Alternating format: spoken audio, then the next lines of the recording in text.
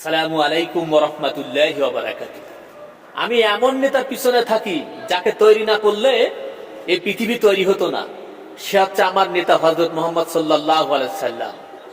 আর তার উত্তরসূরি যারা পৃথিবীতে আছে, যারা কোরআনের রাজনীতি করে, ন্যায় ইনসাফ ভিত্তিক রাজনীতি করে, কোরআনের রাজনীতি করে, কোরআন দিনকে পৃথিবীর জমিনে প্রতিষ্ঠিত করার জন্য তার রাজনীতি করে, আমরা তার পক্ষে রাজনীতি করে।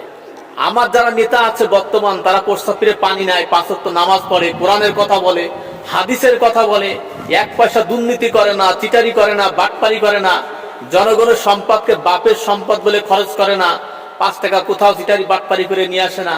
সেই সব নেতার পিছনে আমরা রাজনীতি করি। আমরা আল্লাহ তাআলার রাজনীতি করি। আল্লাহ তাআলার কোরআনের আইনকে তারা অনুসরণ করে, আমরাও তাদের সাথে থাকি। আমরা কারোর রাজনীতি করি না, শুধু রাজনীতি করি আল কোরআনের রাজনীতি, আল্লাহ তাআলার রাজনীতি। এটা শুনে হয়তো আপনারও বুঝ আসতে পারে, আপনি কোরআনের রাজনীতি করবেন, পৃথিবীর কোনো মানুষের না।